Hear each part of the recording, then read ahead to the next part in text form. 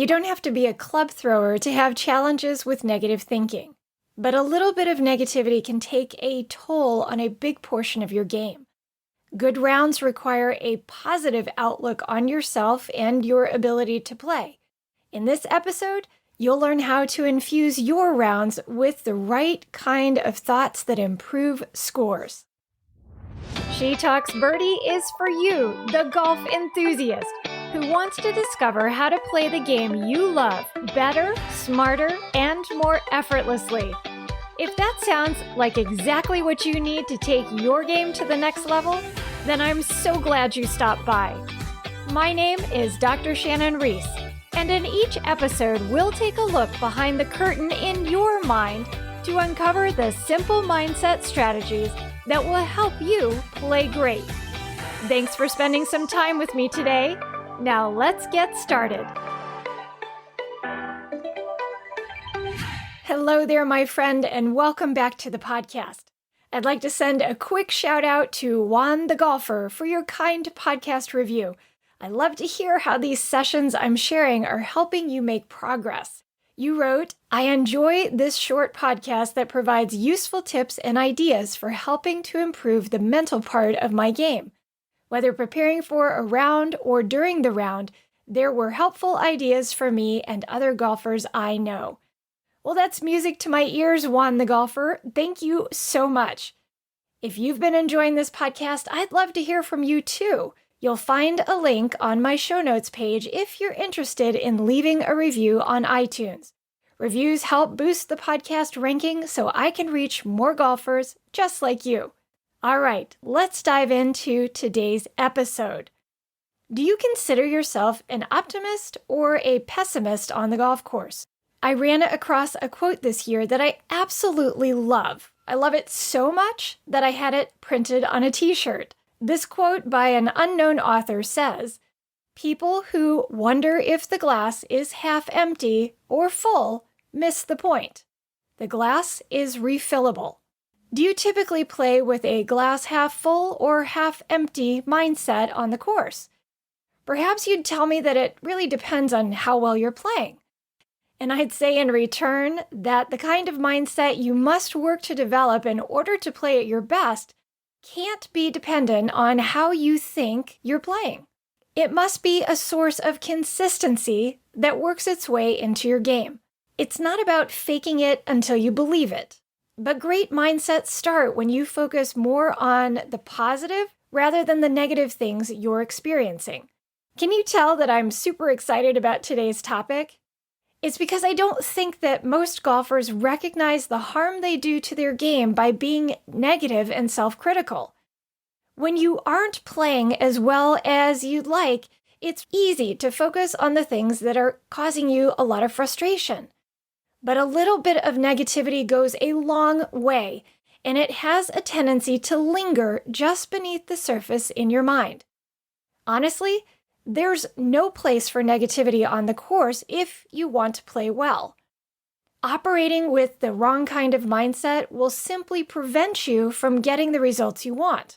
And the moment you begin to open the door to those negative thoughts, those creeper thoughts during a round, the easier it becomes to get lost in a negativity loop. It's a slippery slope that might start with a bad shot or a blow-up hole depending on your current level of resilience to unexpected and disappointing experiences. If you permit yourself to stew in your negative emotional reaction to the situation, it becomes much harder to bounce back to a positive state of mind about yourself and about your game.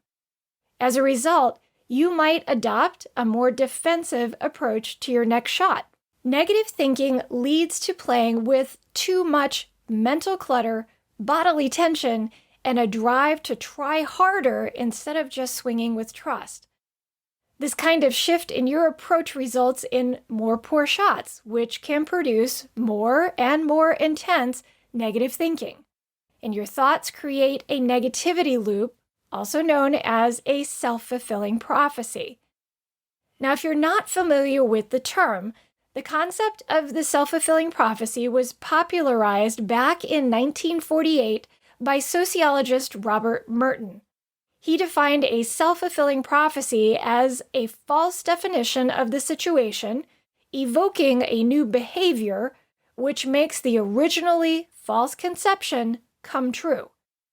On the golf course, when you, for example, conclude that a mishit or a series of disappointing shots are the result of a swing flaw, and begin to believe that the swing flaw might continue to occur, your thoughts will alter how you swing, contributing to more misses. Whatever you believe to be true influences your actions, such that what you believe can become, and often does become, your reality. The amazing thing is that self-fulfilling prophecies can work in both positive and negative directions. You have the power to direct your game in either way by the sheer focus of your thoughts. How often do you take control over how you think moment by moment when you're on the course?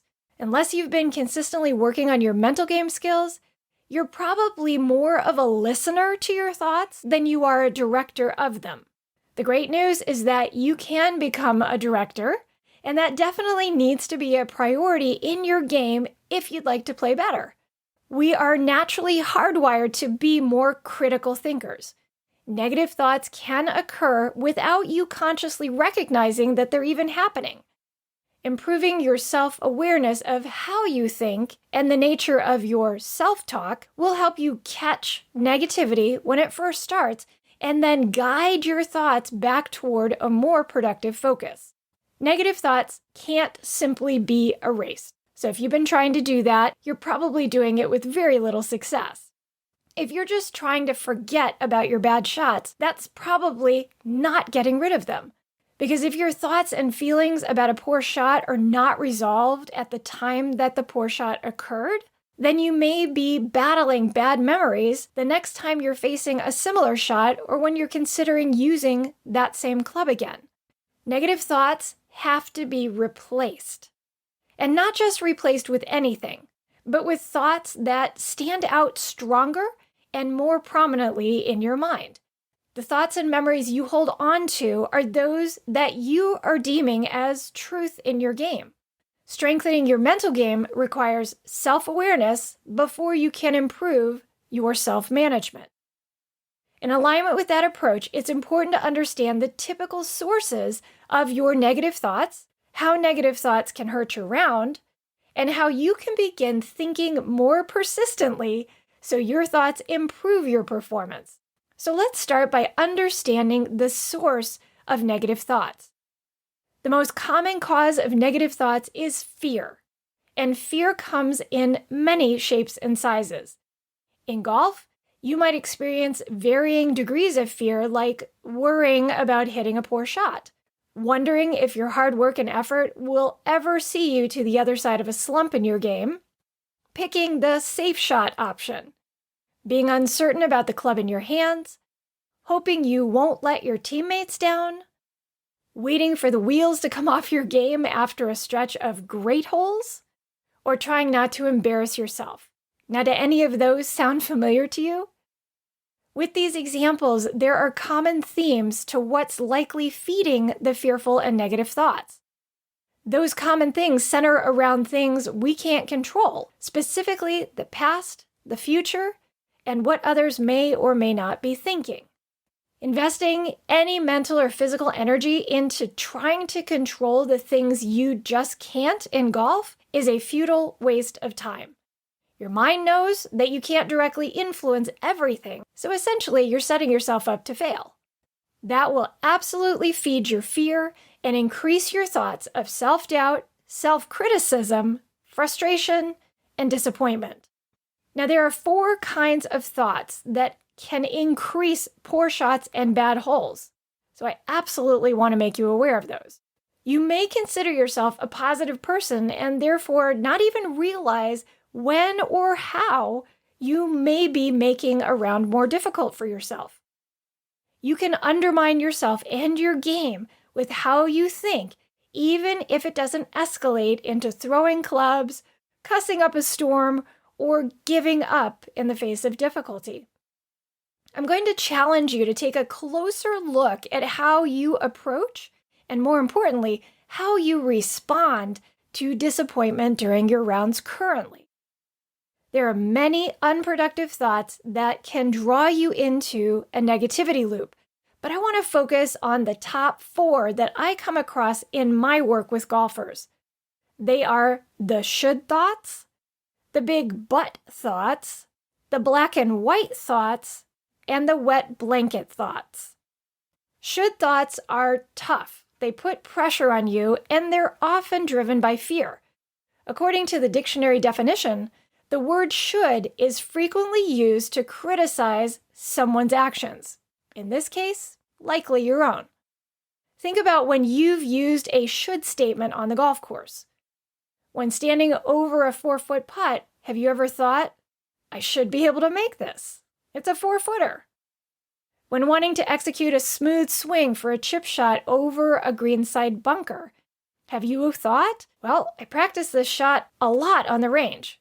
I should be able to clear the high side of this bunker.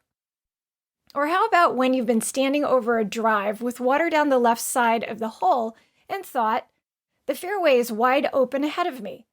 I should be able to hit this right down the middle.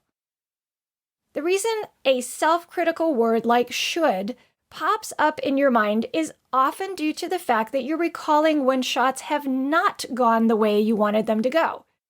You're judging the current situation and yourself against a past undesirable outcome.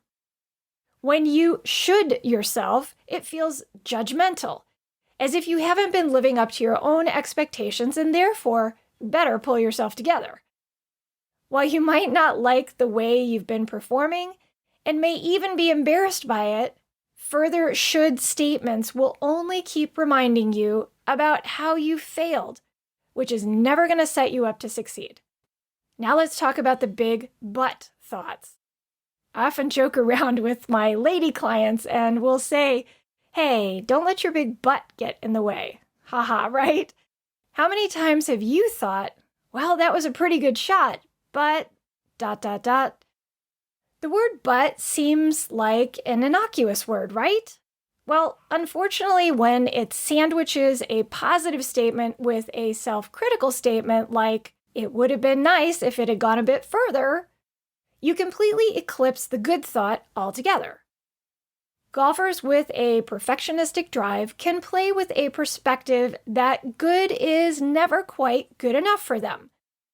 I recently challenged several golfers in my Confident Golf Club membership who emphatically told me that it would be impossible for them to be completely satisfied with their game at any moment in time.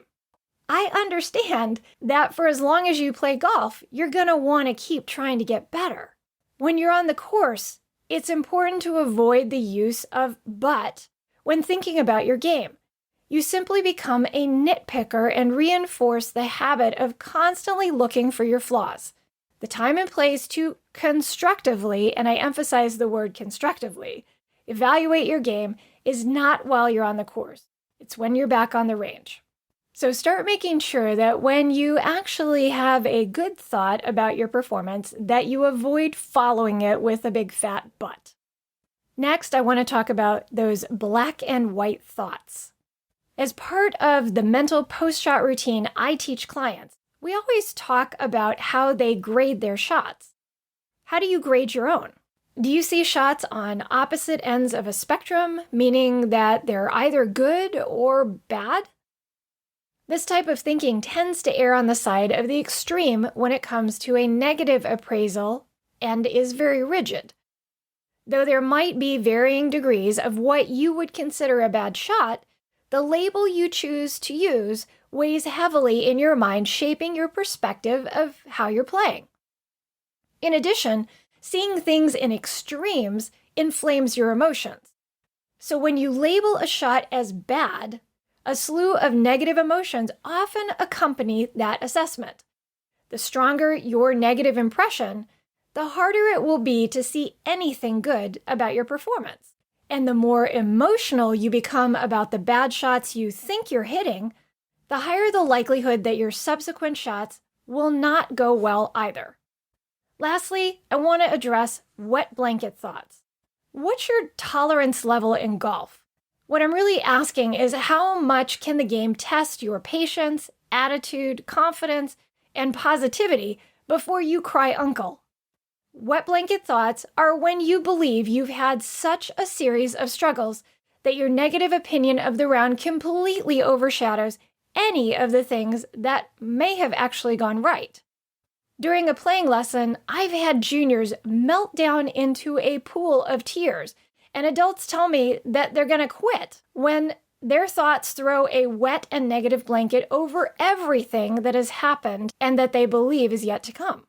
When this happens, I'll hear things like, "I haven't hit a single good shot today. This round is a complete disaster. See, I told you my game is never going to get better. I can't seem to do anything right no matter how hard I try. That's it. I give up." This is a type of catastrophe thinking brought on by the bad habit of tracking your misses and your mistakes. It's incredibly discouraging to allow your thoughts to get so out of control. And unfortunately, all you are left with when this happens is a very skewed and false view of reality. All kinds of negative thoughts will manifest badly in your swing.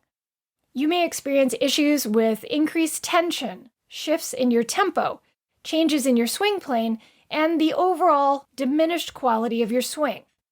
Always remember that every thought will have an impact on your next shot. Now that you know what to be on the lookout for, let's wrap things up in this episode by focusing on how you can respond to that negativity with the kinds of thoughts that will improve your swing and thereby your score. There are 5 kinds of thoughts you absolutely want to take to the course that will help you play with the kind of mindset that can improve your scores. You can choose to play with grateful thoughts.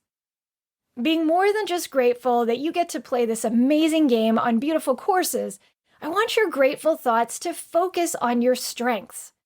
You work hard to advance and maintain your game, but sometimes may lose sight of the progress you've made when a round isn't turning out the way you'd like. As good things happen during your round, make a point to spotlight them in your mind and be appreciative of the strength you demonstrated in action. You can choose to play with scholarly thoughts. You have the option to think critically about your performance or to focus your thoughts on what's actually working and going your way. Similar to playing with more grateful thoughts, I challenge you to work hard to maintain a growth-oriented thinking habit no matter how you're playing. Scholarly thoughts center around constructive observations you can make while you're playing that will help you finish even stronger than you started. Think of them as building blocks of knowledge and experience that you purposefully gather in order to strengthen your ability to play the game well. You can choose to play with humorous thoughts. Golf is a game, and you need to keep that reality top of mind. Even when a player reaches the professional ranks, I encourage him or her to never think of the game like a job. It's a game, and it's meant to be played like a game. One of the best ways to prevent yourself from taking things too seriously is to focus your thoughts on editorializing challenging situations with some lighthearted humor. I have a junior client who has taught herself to joke about a missed shot by stating that she positioned the ball exactly where she intended because she wanted to be challenged. If an 11-year-old can keep things light and fun even after a blow-up hole, then so can you. You can choose to play with flexible thoughts. As I've stated many times, golf is an ever-changing game.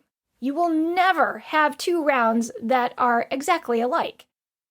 A great way to stay in the power position of your game is to focus your thoughts on all the interesting and exciting options you have before you in every situation. I love to say, thank goodness there are so many different ways to play this game well.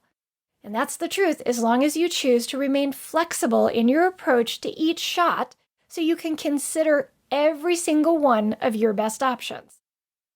And lastly, you can choose to play with present-centered thoughts. Earlier in this episode, I pointed out that most negativity stems from fear. Thoughts swirling around the things you can't change from the past or predict in the future will just feed your fear. A better focus that will keep things simple and manageable is to center your thoughts on the single most important thing you need to do next. Playing with a present-centered mind will help you keep the clutter of the unknowns at bay. Being mindful and appreciative of your strengths, making strong observations about your performance that add to your round, keeping the game a game with lighthearted humor, exploring your best options on every shot, and limiting your attention to the things in the present that are most important will help you play with the kind of mindset that improves scores. And the better you play each shot, the better your ultimate score will be. Positive thoughts boil down to choosing to focus on the good in every situation. Is that how you've been approaching your game? If not, I hope you'll embrace one of the 5 ways to change your thought habits for the better and your game too. Better thought habits can at times require more energy and effort on your part to persistently think in that positive direction, especially if you start moving in a negative direction and need to recover. But it is possible to rebound and to stay on track. The best way is to practice better thoughts regularly and to detect any deviation in your thoughts quickly so that you can get back on track fast. To intentionally play with better thoughts, I encourage you to select one of the 5 beneficial thought habits and to work on sticking with it during your rounds over the next 30 days. Yes, 30 days. Now, 30 days may sound like a big commitment, but that's the minimum amount of time it can take to develop a new habit, according to research. Once you become a more consistent thinker in one positive area, then you can move on to the next one on your list. So tell me, which of the 5 types of thoughts will you be pursuing in the next 30 days? I'd really love to know. So please head over to trainingforoptimalperformance.com/018 and leave me a comment below the show notes for this episode. You'll also find a link there to access my private Facebook group where you're always invited to join me every Tuesday at 11 a.m. Eastern for a live Q&A. If you have any questions about this episode, be sure to join me live or post them there for me inside the private group. Let's quickly review the 5 kinds of thoughts you can build habits around that can improve your scores. They are grateful thoughts, so that you're working hard to stay focused on your strengths. Scholarly thoughts, so you track the things that are working and worth repeating. Humorous thoughts, so that you can mentally describe tricky situations in your mind with lighthearted humor. Flexible thoughts, so that you can take the time to examine your best options in every situation. And present-centered thoughts, so that you focus your mind on what you can control and all that you need to do next. Get yourself on a path to a better game now. 30 days is not too much of an investment when the potential benefits can be game-changing. I know you can do it and look forward to getting a progress update from you soon. Well, that's a wrap. Thanks for tuning in today. Please share this episode with a friend or a loved one. And if you'd be so kind and leave me a review on iTunes, I'd be so grateful. I'd love to read what you enjoyed most about this episode so I can tailor each and every one for you. Have you subscribed to the She Talks Birdie podcast? You'll find it on your favorite podcast directory wherever you love to listen. I'll be back soon with another episode to help you use the most powerful tool in your game. Remember that things start changing for the better on the outside when you start embracing the changes that must take place on the inside.